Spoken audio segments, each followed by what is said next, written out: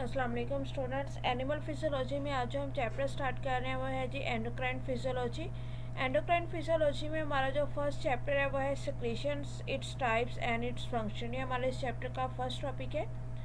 सबसे पहले देखते हैं जी सिक्रीशंस क्या चीज़ है। बेसिकली अगर हम सिक्रीशंस वर्ड देखें तो हमारे माइंड में इसका कंसेप्ट ये बनता है कि सिक्रीशंस जो है वो हम किसी भी लिक्विड यानी कि सेल से या बॉडी से कोई भी चीज़ जो है वो रिलीज़ हो रही है, कोई लिक्विड टाइप में कोई चीज़ रिलीज़ हो रही है तो उसको हम जो है वो सिक्रीशन कहेंगे, ठीक है। लेकिन बायोलॉजिकल वे में क्या है, सिक्रीशन एक बाकायदा एक प्रोसीजर है।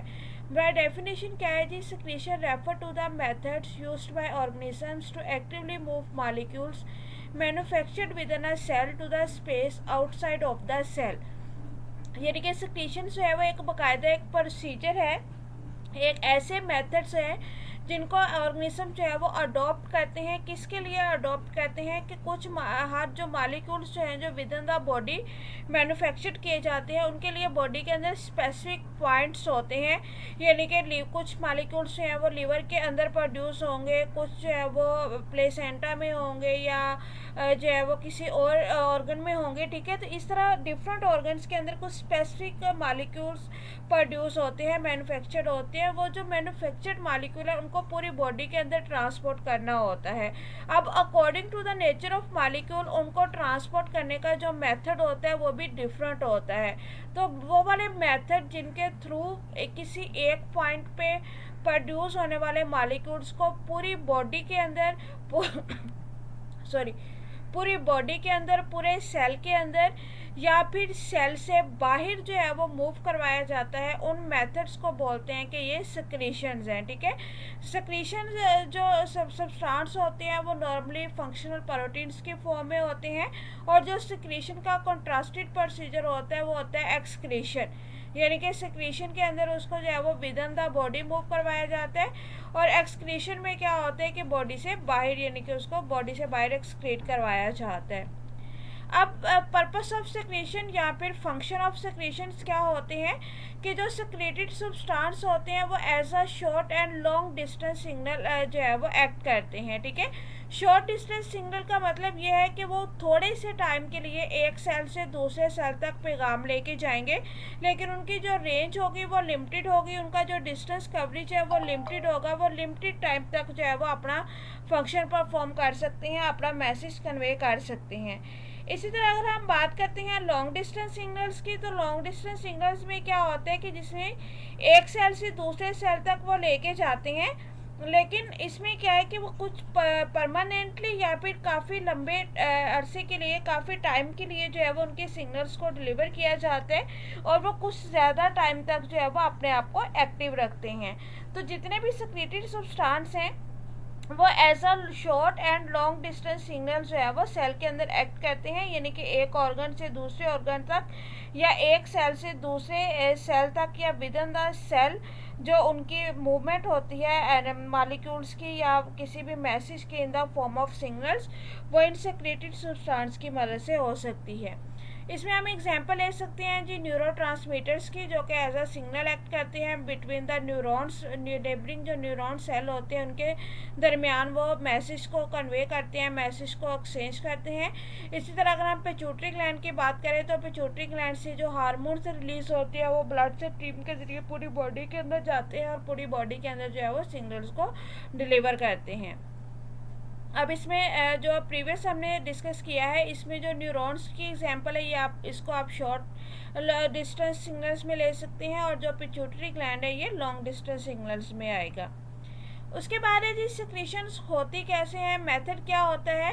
जो सिक्रीशंस का मेथड है वो डिपेंड करता है सेल के टाइप के ऊपर और उस चीज़ के ऊपर जिसको सिक्रेट किया जा रहा है, जिसको ट्रांसपोर्ट करवाया जा रहा है।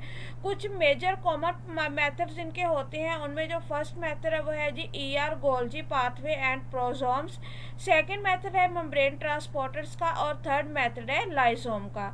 जो फर्स्ट मेथड है ER Golgi pathway and prosomes, यानी कि एंडोप्लाज्मिक रेटिकुलम से गोल्जी के अंदर और गोल्जी से प्रोजोम्स के अंदर, ठीक है। इसके अंदर क्या होता है कि जो सेक्रेटरी प्रोडक्ट्स हैं वो सबसे पहले एंडोप्लाज्मिक रेटिकुलम के अंदर मैन्युफैक्चर किए जाते हैं।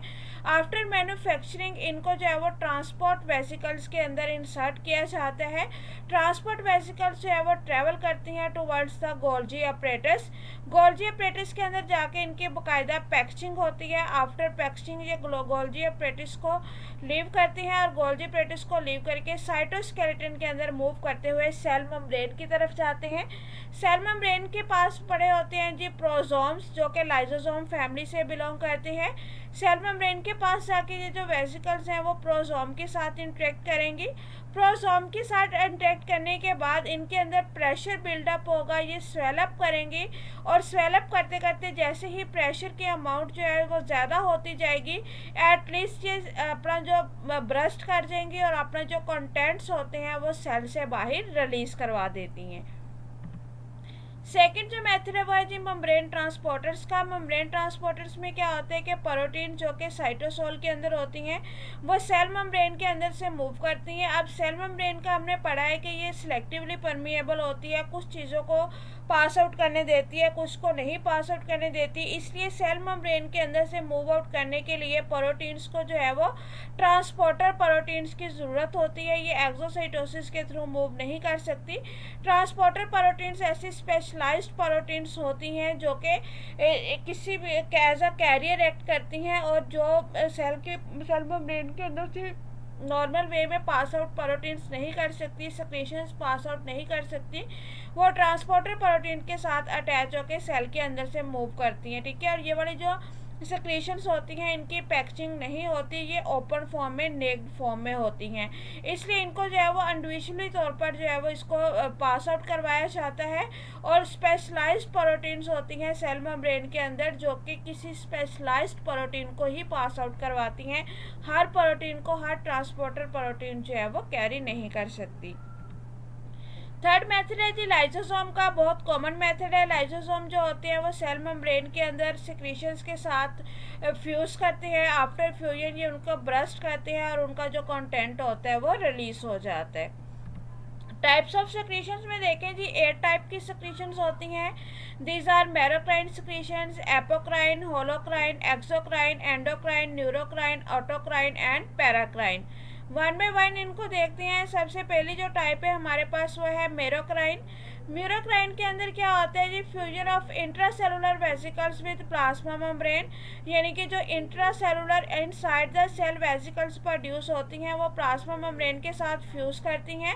आफ्टर फ्यूजन वो एक्सोसाइटोसिस के थ्रू जो है वो सेल से बाहर जाती हैं, ठीक है। ये पॉइंट याद रखिएगा कि प्लाज्मा मेम्ब्रेन के साथ फ्यूज करने के बाद वो एक्सोसाइटोसिस प्रोसीजर को अडॉप्ट करते हुए आउटसाइड द सेल रिलीज होंगी। इस सेक्रेशन को हम बोलते हैं मीरोक्राइन सेक्रेशन। मीरोक्राइन सेक्रेशन के अंदर ये फिब्रोब्लास्ट कनेक्टिव टिश्यू की सेक्रेशंस आ जाती हैं, या फिर जो पंक्रियाटिक बीटा सेल जो इंसुलिन सेक्रेट करते हैं वो इन टाइप की सेक्रेशंस में आते हैं। सेकेंड है जी एपोक्राइन सेक्रेशन। एपोक्राइन सेक्रेशन में क्या होता है, जैसे नेम से ज़ाहिर है एपो है यानी कि एपिकल पोर्शन होता है जो सेल का वो रिपर्चर करता है। उसके रिपर्चर होने से जो उसका साइटोप्लाज्मिक कंटेंट होता है वो सारे का सारा वहाँ पे out of the membrane cell के बाहर जो है वो रिलीज करवा दिया जाता है। और इस टाइप की सेक्रेशन जो होती हैं वो मेमोरी ग्लैंड के अंदर होती हैं। देन है जी होलोक्राइन यानी कि whole cell. Holocrine whole cell secretion होती है। इसमें क्या होता है पूरे का पूरा सेल जो है वो डिसइंटीग्रेट कर जाता है और उसके अंदर जो मौजूद सेक्रेशन है वो टारगेट पॉइंट के ऊपर आके रिलीज हो जाती हैं। एक्सोक्राइन सेक्रेशन है जिसमें क्या होता है कि सेक्रेशन जो होते हैं वो एक्सटर्नल इन्वायरमेंट के अंदर एम्प्टी होता है और एक्सटर्नल इन्वायरमेंट यानी कि बॉडी से बाहर निकलने के लिए वो किसी भी डक्ट को यूज़ करते हैं और डक्ट के जरिए बॉडी से बाहर आके वो एम्पिटाइज करते हैं खुद को। एंडोक्राइन सेक्रेशन होती है जिसमें जो सेक्रेशन होती है वो ब्लड स्ट्रीम के अंदर होती हैं जैसे कि हार्मोन्स वगैरह, और फिर वो ब्लड के जरिए बॉडी में मूव करती हैं। देन है जी न्यूरोक्राइन। न्यूरोक्राइन सेक्रेशंस ऐसी सेक्रेशंस होती हैं जो कि सिनेप्टिक क्लेफ्ट के पास जाके एम्पिटाइज होती हैं और ये न्यूरॉन के ऊपर डिपेंड करती हैं, न्यूरोनल इम्पैक्ट होता है। ऑटोकाइन सिक्रीशंस ऐसी सिक्रीशंस होती हैं जो कि सेल पे इम्पेक्ट करती हैं, जो इनको सेक्रेट कर रहा है, सेल पे डिपेंड कर रहा है कि वो इसको किस तरह से एम्पेटाइज कर रहा है, वो कोई भी मेथड यूज़ कर सकता है। देन है जी पैराक्राइन। पैराक्राइन सिक्रीशंस ऐसी सिक्रीशंस होती हैं जो कि ईसीएम के थ्रू डिफ्यूज़ होती हैं और ईसीएम के थ्रू डिफ्यूज़ होने के बाद नेबरिंग सेल्स के पास जाके अपने आप को एम्पेटाइज करती हैं। ठीक है, तो ये है जी आपका first topic, secretions, their function and there